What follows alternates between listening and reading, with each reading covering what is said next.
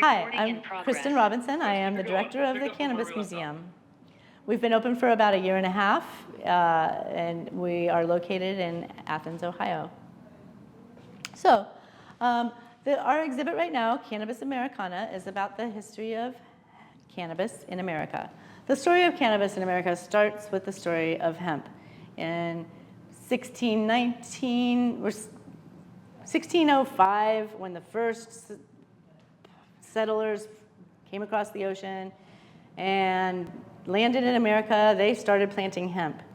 All the ships needed hemp. Everybody needed hemp. It was a staple of life in England, Europe, America.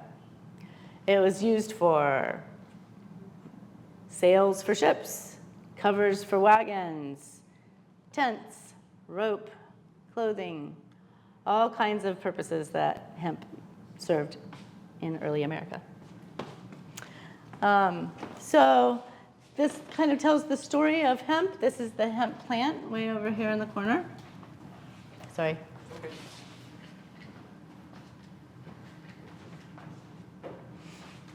It shows the male and female hemp plant. Hemp is sparse in its buds. It has long stalks, and it's grown close together so that it encourages those long, tall, straight stalks.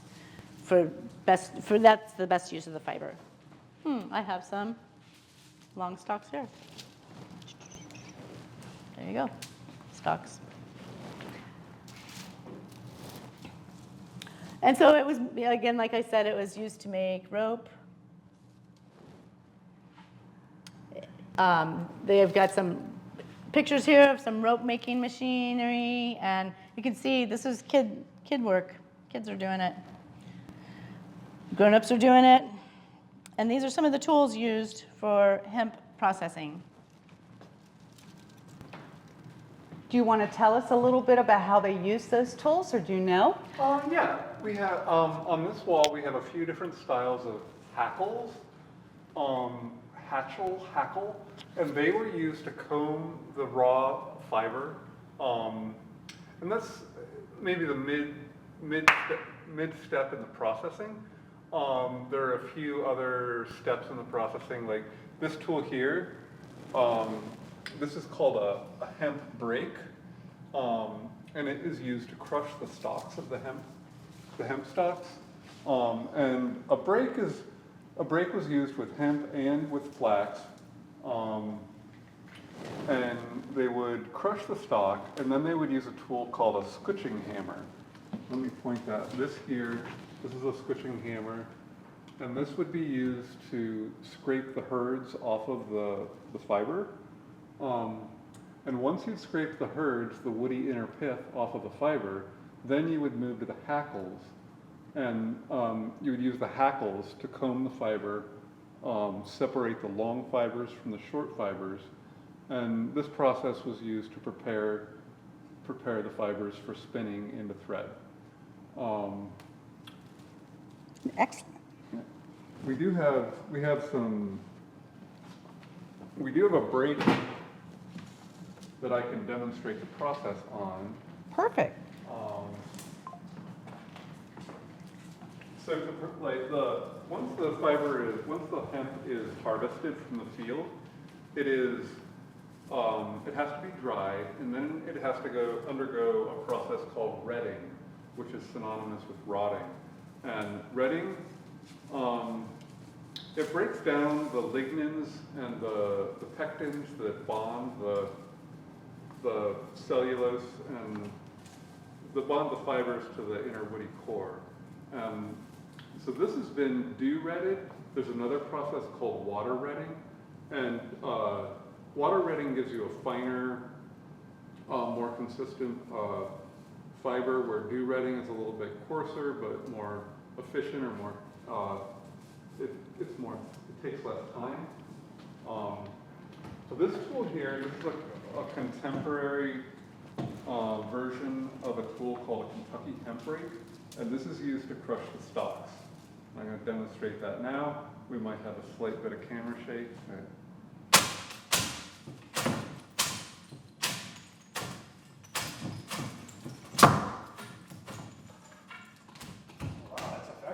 very effective. So once you've used the brake, then you use a squishing hammer. And this tool helps scrape the woody bits off of the fiber. And this particular bundle of fiber I have, it's a little bit over-retted, overcooked, and that's why some of it's falling away. But yeah, so this is scutching. And once the hurd has been cleaned off of the fibers, the next step would be to hackle the fiber. This is a coarse hackle. Usually they would have a coarse and a fine hackle. And so the coarse hackle is used to really break down the fiber bundles.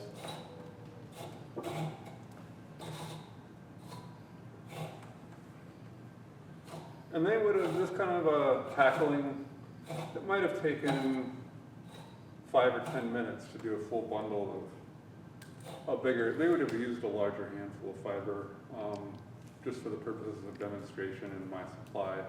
I have a small bundle. But yeah, so this is close to being ready to spin, but I'm going to take a shortcut and demonstrate the spinning aspect using a drop spindle and contemporary European hemp sliver. So this is hemp fiber that was processed in a modern mill and was imported from Europe. And I'm spinning on a drop spindle. And the drop spindle is the tool our ancestors would have used hundreds of years ago, but it's actually still used all over the world by different cultures for both spinning wool and bast fibers like hemp and flax.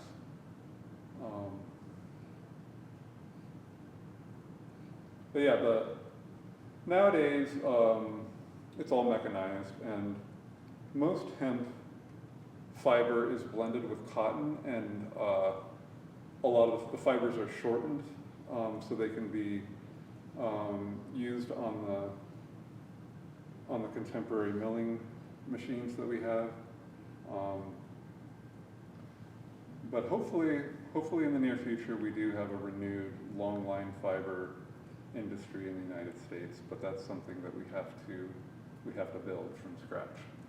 Thank you for that demonstration. Yeah. I noticed here, I thought this is interesting, towns named for hemp.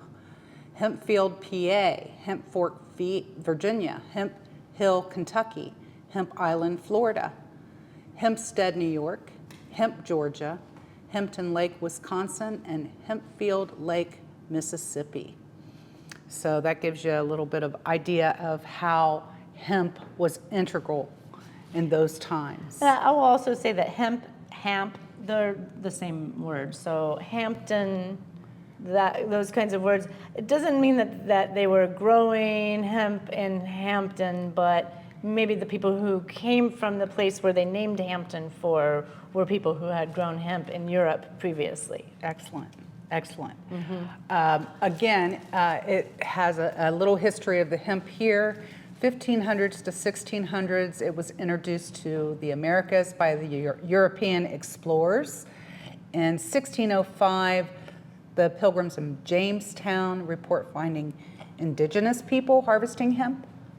Settlers in Jamestown began to plant hemp crops in 1606. I want to just say for 1 second about Sure. 1605. Hemp is not native to North America. So when they found indigenous people harvesting hemp, that was not native hemp. That was hemp that had been introduced from those previous European explorers. Excellent. Thank you. Back in 1619, King James I decrees that all landowners in Jamestown must grow 100 hemp plants to be exported back to Britain. Then between 1631 and 1632, laws requiring settlers to grow hemp for the export expand to both Massachusetts and Connecticut. In 1641, the first rope walk constructed in Boston, which becomes a leader in shipping. Hemp is grown on the farmlands around the growing city. 1700, subsidies and bounties are granted for hemp. In 1740s and 1860s, Pennsylvania becomes a leader in hemp production. The canvas for the Conestoga wagons were headed west. They were made in Conestoga, PA. Yeah, Pennsylvania was huge, had a huge hemp industry. Not only were they making wagons, but they were also making ropes and sails for ships and Excellent. that kind of thing in their ports. Over here, we talk about the United States Navy. Each ship that was contracted by the new country of the United States of America required 80 to 100 tons of hemp per vessel. All right, you want to move on to the next exhibit here?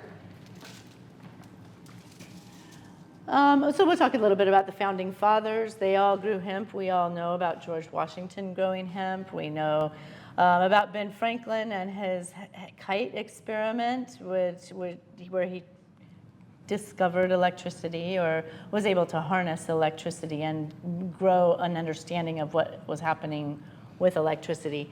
And so that was made with a hemp string on the kite. Betsy Ross made an American flag out of hemp. The Declaration of Independence was written on hemp paper. It was written on parchment, the final version, but the rough drafts were written on hemp paper. Hemp paper was one of the main uses of hemp. Integral. They would take the old rags from the old, tarps and tents and ship sails and whatnot, and these rags that are tattered, that's what they would use to make paper out of. They would take that and beat that. If you have any experience with paper making, then you beat the pulp or whatever you're using, and they would take that rag paper and beat it until it would, make it in, or take that rag fabric and make it into paper. All right. Moving forward to the Civil War, Abraham Lincoln had a good friend in Kentucky, Joshua, what's his name? Joshua Speed. And he had a Farmington plantation, and he had slaves, a 500-acre farm that he was growing hemp on. And Lincoln came to visit him, and he thought, oh, well, these guys have a okay life. They've got their little cabin. They work hard all day, and they go home to their cabin and their families, and it's not so bad. Not a bad life. He's a northerner. He's not from Kentucky, so he's, seeing how the Southern slavery thing, and this is early in his, career as a politician. So after that, he leaves that plantation and takes a riverboat on the Mississippi River, where there are slaves who are shackled together and they're being kept down below deck, and he sees the way these people are being treated, and he starts to think about freedom and liberty and what it means to be a man. And I think that these are things that really Played an important role. Played an important role in his thought process into the future. And so you can see on the Emancipation Proclamation, this is a facsimile of something that was made just to let all people know across the whole United States. This was the words of the president. This is what he has to say. And there's hemp leaves right there on the Emancipation Proclamation, because hemp played a very important role in this whole process. This down here, the Battle of the Hemp Bales, this was a battle fought in Missouri. Missouri was a really big hemp growing state also around the same time, the Civil War. And this is these are Union soldiers which are moving forward and advancing on these are the Confederate soldiers. They're advancing on the Union, which you can see these guys up in the front here. Little tiny guys, yeah. So they're moving their hemp bales forward. They doused them in water, and then the bullets couldn't penetrate through, and so they've got a good guard up.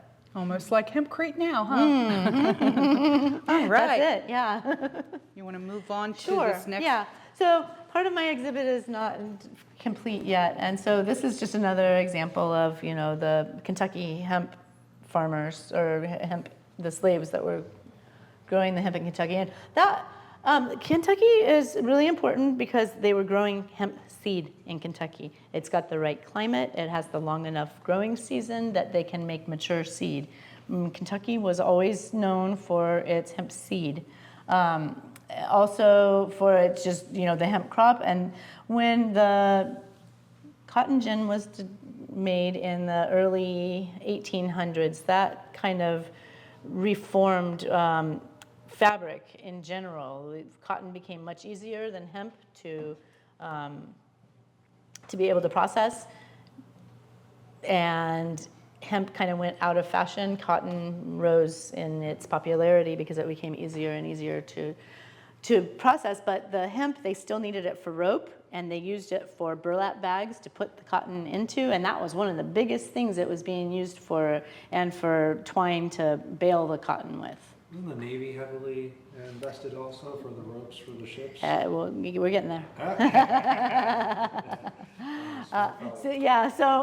The hemp history. So around the early 1900s, there was a great process made in hemp history, a machinery that was being made called a decorticator. And that kind of moves forward from the hemp brake to another piece of machinery that is more automated, and as progress is happening, this is the machinery that they are using to process the hemp. They can just put the, feed the stalks right through it, and hurd comes out on one side and fiber comes out on the other side. And they can process a lot of hemp much faster. So this is about the cotton gin. So George Schleichen was a hero in hemp history because he made this machinery. His machinery actually got squashed down in the grand scheme of things as World War II was happening. George Schleichen was German, and he spoke with a thick German accent. He was a German immigrant. And I think that what happened to the decorticator, the Schleichen decorticator, was really wrapped around the World War II and that kind of thing. Sure. So we lost that piece of machinery, and it's a shame because what happened in its stead was nylon. And so as we're coming into the time where, okay, hold on. The steam engine comes along, and you don't need any more hemp wagon covers anymore for the wagon trains. Then you have intercontinental railroads instead, and you have a steam ship that no longer needs sails, and you have cable that it requires those really big ship heavy ropes. Is not required anymore because they're learning how to make steel and use cables and that kind of thing. And then comes along the DuPont company, and they create nylon, and that is just around the mid-1930s. And this is also the same time that the Marijuana Tax Act comes into effect. There's a lot that goes on in between there, and how this all went down will be part of another exhibit in the future. Nice. Very nice. But the Marijuana Tax Act of 1937 basically makes cannabis medicine, hemp, illegal. All of cannabis, all of its uses, illegal. You had to purchase a tax stamp. There were a few small farm entities that were still continuing to grow hemp. Kentucky, they were still growing hemp, and then the World War II happened. And this is the actual tax stamp that you purchased. Yeah. And here's some more samples of those tax stamps. So they have tax stamps for dealer, this is a pharmacy. They have tax stamp for producer, those are the growers. Mm-hmm. I'm going to draw attention to this little hero in hemp history. His name is Leicester Dewey. He worked for the United States Department of Agriculture, and he was specifically interested in studying fiber, like what kinds of fibers were going to be useful into the future, and hemp was one of his favorite fibers. It's strong, it's long, it had been used for millennia, and that was his special area of research. Down here you have the botanical study of hemp. This is from the Department of Agriculture also, and this is a Leicester Dewey article. Excellent. Article that he wrote. Oh, a hemp war button. Employee 804, War Hemp Industries, Inc. That was when they did the famous Hemp for Victory. Hemp for Victory, yeah. Yes. Yeah, and I have some really cool pictures that I don't have up here yet, but this exhibit is kind of, this is my rough draft. I'm kind of seeing what it looks like up here, and then I'll Hey. get it all finished up and formalized. Hi, Kevin. I just want to take a moment. In about 5 minutes, 7 seconds, we're going to take another little station break where we're going to have, the meeting will shut down. We'll have to reopen again. I do apologize. Well, we're- it's a meeting. We'll rejoin. No, That'll be all no right. problem. We're going to finish up in 5 minutes, and then we're going to do the 360 tour so that we can put the whole thing up on line 4. Okay? Thanks. All right. Let's go through the billion-dollar crop. Okay, the billion-dollar crop. This is an article from Popular Mechanics in 1938, talking about all of the great things that can be done with hemp. And you can see they have a decorticating machine, and they're showing how they can produce the fiber, produce the hurd. This is made for sailing, for sails, for ropes. This is all preparing for World War II, to be honest. The Tax Act had happened in 1937, but this article was written in 1938. And they're still working with hemp, and they're calling hemp the billion-dollar crop. Nothing had ever been referred to as $1 billion of anything previous to this. That'll grab your attention. All right, let's talk a little bit about the Ford Model T. Yeah, so this is Henry Ford. He made a vehicle, and it was also during the World War II where steel gets harder to come by. And he's trying to make a lightweight vehicle that isn't using steel, and he's using plant resins and plant fibers to create plastics. And he makes basically a plastic car made with, supported by plant fibers. And they call it a hemp car, but it's not really hemp. It was many different types of fibers that went into making this vehicle, but hemp was one of them. I'm flabbergasted because in Cheech and Chong's Nice Dreams, Yeah. they go after that vehicle Yeah. to take it over Yeah. the border. And now I know where they got that from. I thought that was just a movie thing, but to see that was actually created is Yeah, pretty phenomenal. yeah. It's pretty cool. And then once the war, was over, the hemp was over, all of these problems that they were having with steel and production and these kinds of things, that just all, went away. Yeah. All right, we're going to go ahead and wrap up the green hour, and we'll finish up with the 360 tour, so you'll be able to see the entire tour online. Thanks, everyone. Thank you. And thank you for your time. Okay. Hello, my name is Isaac Koblenz. I work with the collections here at the Cannabis Museum. Right now we're looking at our collection of, or part of our collection of apothecary jars that were used to dispense cannabis tinctures, hashish, and flour and cannabis seeds in apothecaries pretty much between the 1850s and the 1937 when cannabis was made illegal by the Marijuana Tax Act of 1937. But these jars specifically, they were, the majority of them would have been part of a set. So we have several examples from different sets. But a pharmacist would have had a set of jars like this that would have represented every herb in the apothecary. Similar to how down here, these drawers each have an individual herb, and they would have stored that herb in the drawer, and they would have had corresponding jars on the shelves. We have two main types of jars. We have a salt mouth that have a wide lip and that would have been used for flour and chunks of hashish. And we have tincture bottles that have a narrow lip and a small stopper, and usually kind of an upturned molded lip. And all of these were blown. They were hand blown using a variety of progressively better technologies.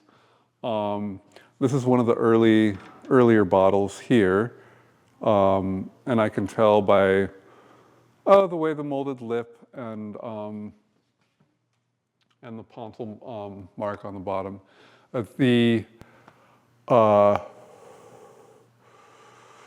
There's other interests, like the green bottles here, and the texture on the bottles are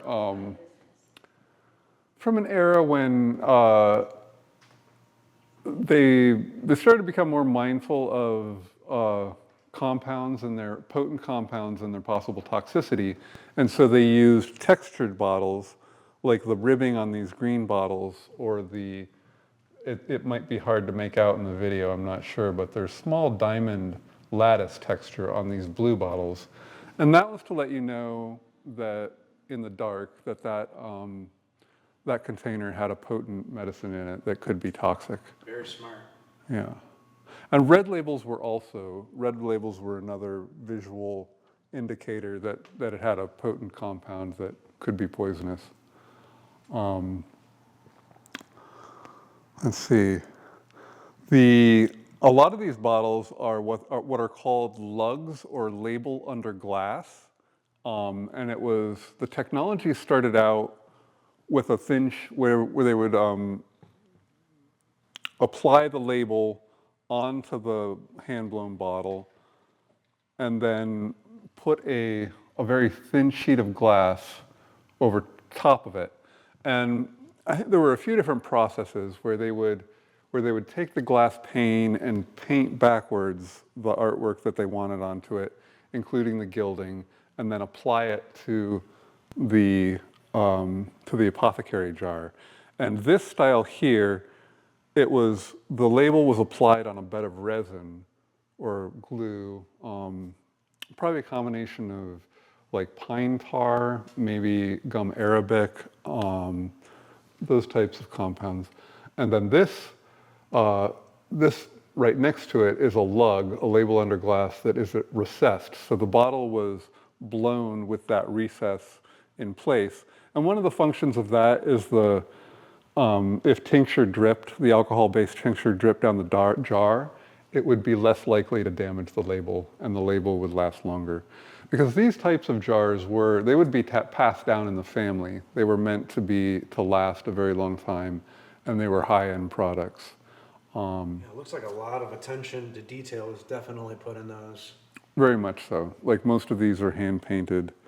Some of them would have been stenciled, but they were all done by artisans. And do you want to add anything about the bottles? Yeah, we have I'm trying to see if we have any other languages represented. I know there's some from England. This is an English bottle here.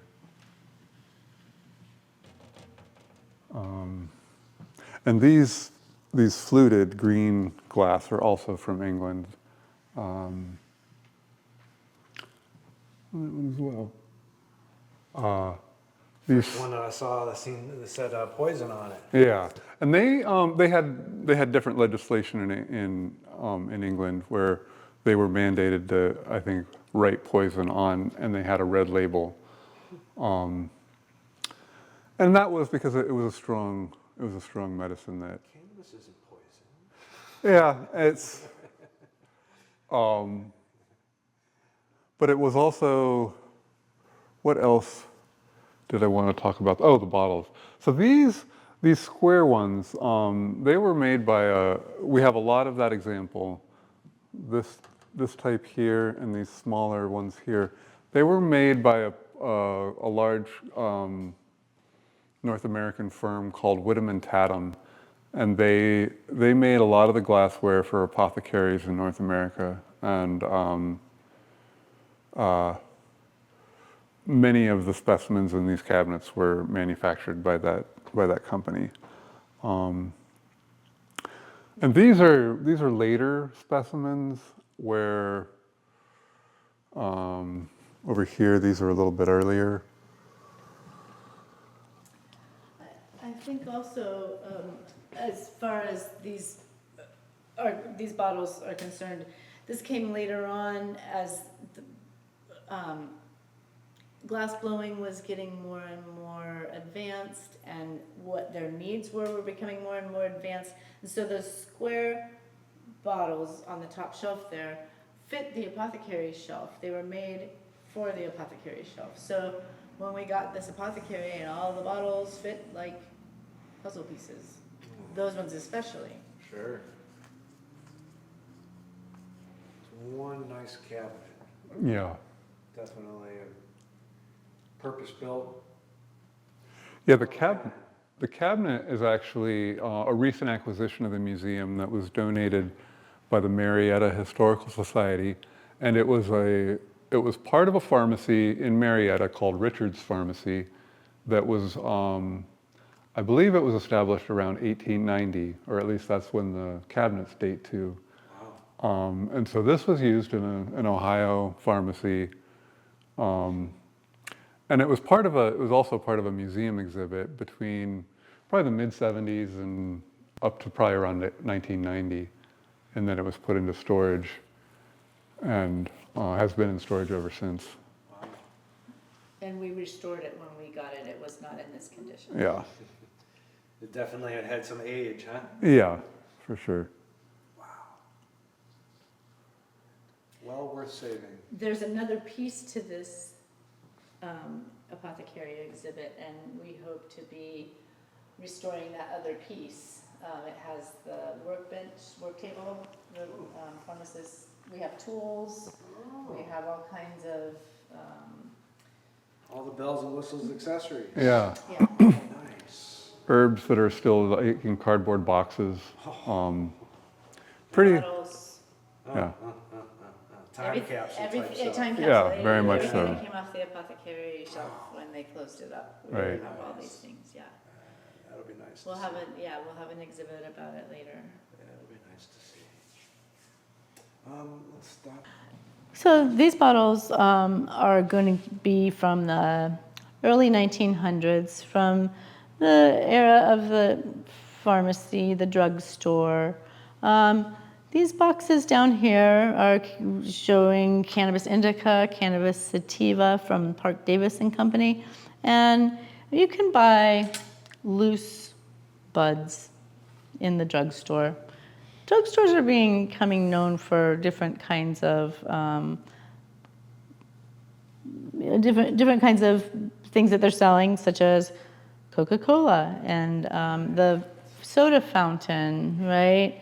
And smoking cannabis is becoming more and more popularized because there's certain groups of people who have been smoking herb for quite a long time, and that tradition is starting to move around America. Americans are moving around. There's a lot of activity going up the Mississippi River. People, this is post-slavery, and there's a lot of people moving from the south up to the north, up along that Mississippi River corridor. And they're bringing their traditions of smoking cannabis along with them. And so it's becoming more and more popularized through popular music and that kind of thing, the jazz musicians, and they're popularizing it in song and in person. And then these, on the top shelf, these are bottles with paper labels, and so these are going to be standardized medicines. Standardized medicines are post the 1906 Pure Food and Drug Act. Pharmaceutical companies were trying to be more precise. We talked about the cannabis indica and cannabis sativa becoming hybridized, and the cannabis indica was losing its potency. And so this is also a way of standardizing the medicines so that there is a known amount of medicine per dose. So that we've got the Cannabis Americana, Park Davis book. And, you know, they show how they made Cannabis Americana, and they were just taking the seeds and just planting it, replanting it, replanting it, and sorry. Selecting. Thank you. Yeah. Thank you. Yep, doing their selection. Yeah. So what they were doing then, how they were testing it was on dogs, and we'll talk over here about their work on dogs. This was Eli Lilly's doctorate degree was this study of Cannabis Americana, the pharmacological study of Cannabis Americana, and they were testing it on dogs. They decided that it just made them sleep. Here's the dog they were testing on. They ended up giving a dog, the highest dosage that they gave to a dog as they were doing this testing was 5 grams of extract, which would be like something like an RSO, that would be an extract. 5 grams, they would have to dilute it because there's no way they could shoot into the jugular vein of a dog, but this is what they talk about in this pamphlet, is how they were giving it to the dogs. And the dog just slept for several days and then woke up. They were trying to find what is the lethal dosage. Sure. There is, this is a thing that happens with animal testing, and they do try to find what is the lethal dose, and they didn't give them any more than the 5 grams. I think they decided that they probably maxed out. They just keep going to sleep. I don't think I don't think it's going to kill them. Yeah, exactly. So, but yeah, that's kind of the story about what's in here. These are, just different compounds, standardized compounds. Those bottles actually on the front might be the earliest bottles in the collection, or those are very early examples of glass bottles that would have had medicines in them on the bottom shelf. And then the ones above are more contemporary, or With the paper labels. turn of the century and later. They've been a part of our American history for a long time. Mm-hmm. A lot more than they'd like to admit. Indeed. Right. Yeah. Yeah, and that's what this all shows, is that. Yeah. Deeply rooted in America, that helped found our founding fathers, the roots of success and what has given America its success. 100% the hemp, when we're really thinking about how integrated hemp was in just the success of America. Right. Yeah. Yeah, this is the original pamphlet that belonged to my great grandfather Frank Koblenz. Super, super cool. And yeah, it's a. Japan, huh? Yeah, they had research laboratories all over the world. They had a farm in Michigan called Parkdale Farm, which they grew exotic plants there, and I suspect they probably grew cannabis there. Oh, that's interesting. But I'm still trying to find definitive proof that they were growing. Eli, where was it at? This was Park Davis's farm. Yeah, in, where? Rochester, or not Rochester. It was in Michigan. Begins with an R. It was in Avon Township. Huh. That's interesting because I know wonder if the Eli Lilly, he was in Greenberg or something. They probably tried to bury that information. Yeah. Yeah.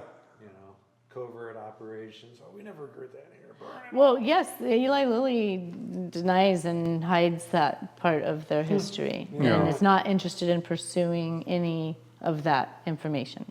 Yeah. And Park Davis was purchased, I believe, I don't know if it was the 60s or 70s. They were I think they were Yeah. gobbled up by one company and Pfizer. then Pfizer, and then Pfizer maybe I don't know if they went bankrupt or got bought out by somebody else, but yeah. Another world evil entity. Yeah.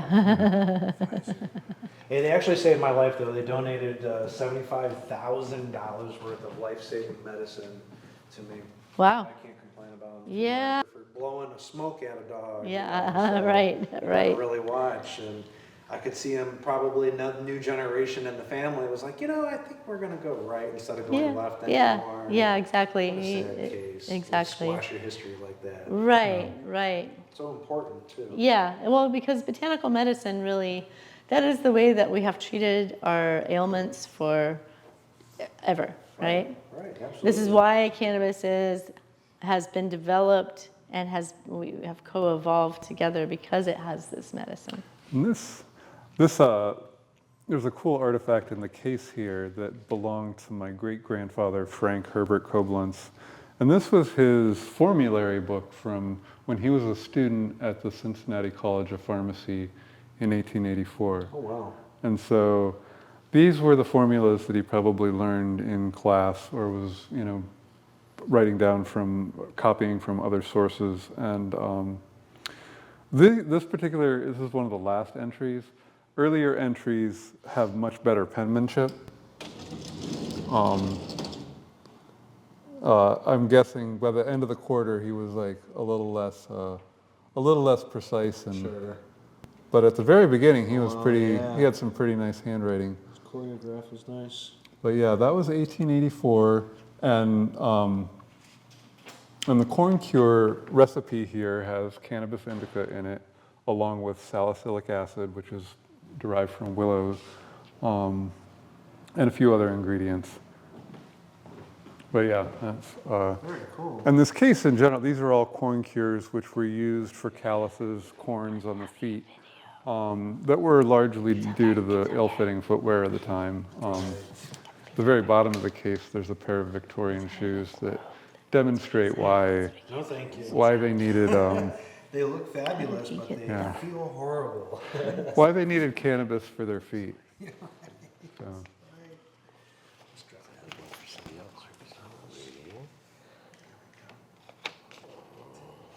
Where did he get this? Yeah, those are Victorian shoes. And then to the right of that is a cabinet or a case of corn plasters of all different shapes produced by Johnson & Johnson. And it's probably pre-1950s.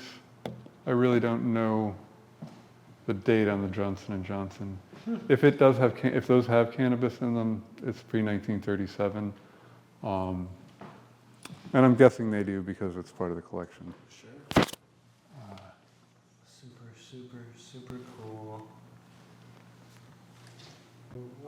Just a small touch. So these are some of the first standardized medicines that were post-1906 Food and Drug Act, when Congress passed legislation to try to improve the safety of medicines, because the patent medicine era was somewhat like the Wild West, and there were no very strict guidelines protecting the public. And so, the 1906 Food and Drug Act was really instrumental in it mandated that ingredients be listed on the label, and you can see some of them have it on the front, and most of them also make a note of complying with the Pure Food and Drug Act somewhere on the bottle in the early days. I think after a certain period that stopped appearing. But yeah, this was kind of toward the end of the legalized cannabis. And you can see many familiar Upjohn, Eli Lilly. Who else do we have around anymore? Park Davis is not really around anymore, but a familiar name.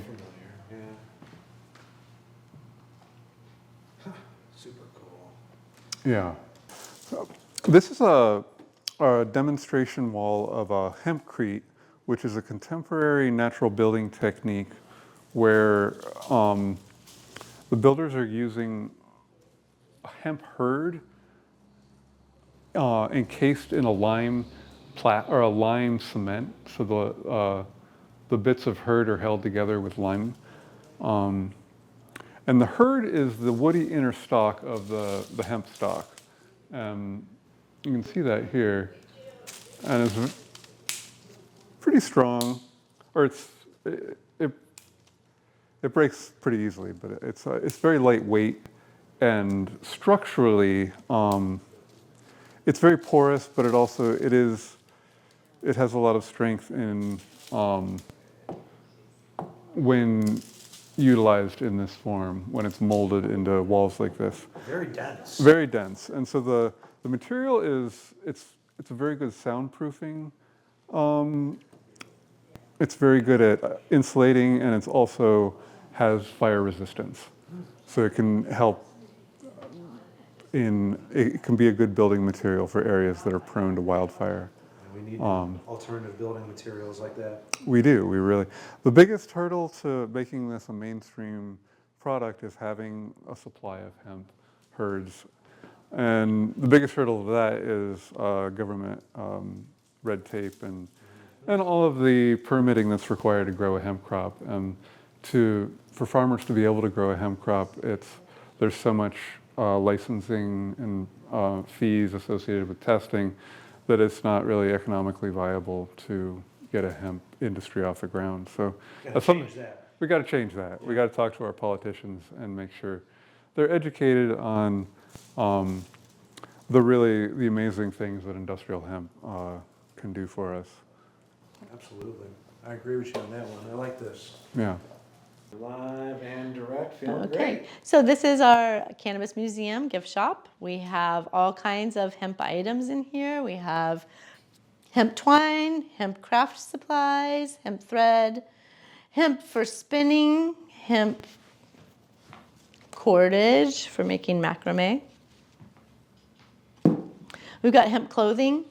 We have vintage hemp clothing like this. Now, hemp lasts forever. It's very durable. A shirt like this will last the rest of your life.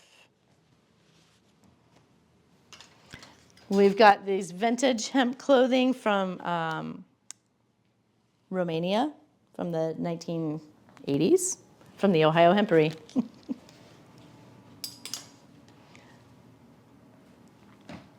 And hemp t-shirts.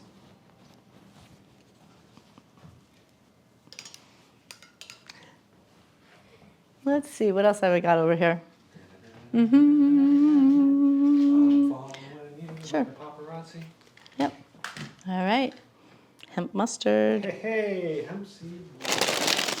Ooh. To go with hemp pretzels. These are made in Pennsylvania, in Lancaster, Pennsylvania, where they are still growing hemp and promoting hemp. It's a small business in Lancaster. Hemp soles, yeah. Oh, nice. And the horseradish and hemp and honey mustard. Then we've got a Cannabis Museum hat. Not made out of hemp, but still stylish. It's official. Love the pink, especially the wash pink. We've got these little fossils that are made by a local artist that she makes it out of clay that is 300,000 years old, she says. That's what she claims anyway. And then the hemp leaves are just about 6 months old or something like that. Pretty cool. That's a great idea. Yeah. She makes some of the pottery. We have Cannabis Museum mugs for our Cannabis Museum tea, and she makes those mugs for us. Excellent. Excellent. All right, so we've got hemp plastic frisbees. So it's just another way of using hemp. It's kind of like the hemp plastic car made out from that Ford made. We've got hemp clothing for men, hemp shirts, we've got hemp tea, Cannabis Museum. Okay. And some other vintage hemp clothing. This is a stylish piece from Romania from the 1980s in pink. Cool, very cool.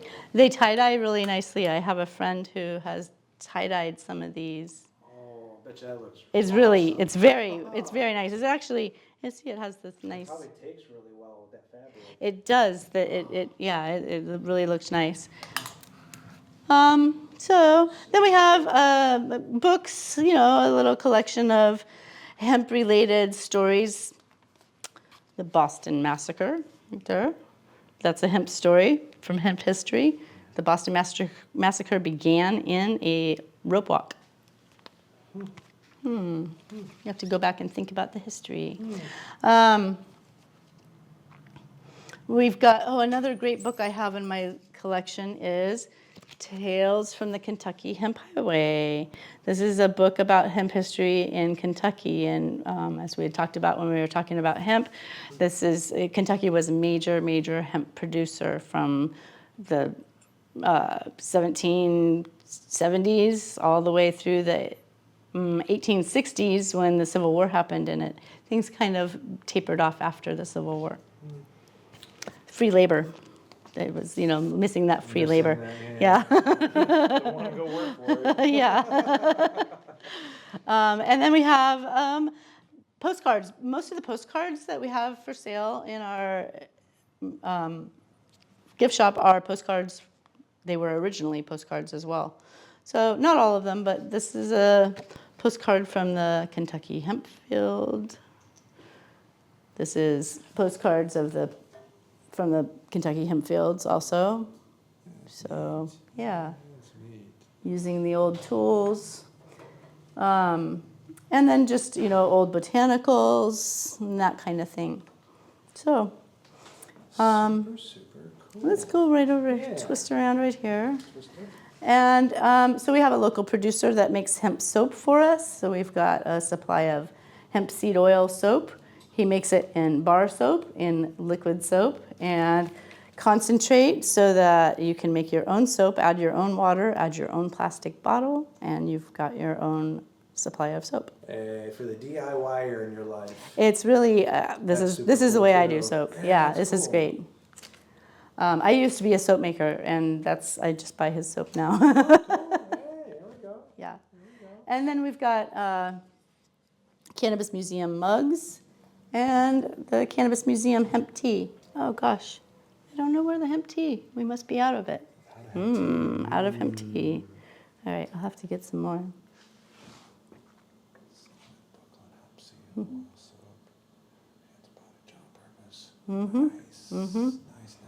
Nice. Yeah, and so, this guy who makes the soap for me, he's looking for a local source of hemp seed oil. Oh, If we can get the hemp industry, grow up the hemp industry, and get some of, producing hemp seed oil locally, we've already got somebody who wants it. So right up the alley, ready to rock and roll. that's it. That's it. Impressive. Definitely impressive. What do you got over here? It's got some hats. Yeah, little this and that. A little this and that. The knick-knack corner. Yeah, I like the hats, knick-knack corner. stickers, Vaporized stories. Vaporized Stories. That's a book written by our good friend Mike Bafari. He is from Argentina.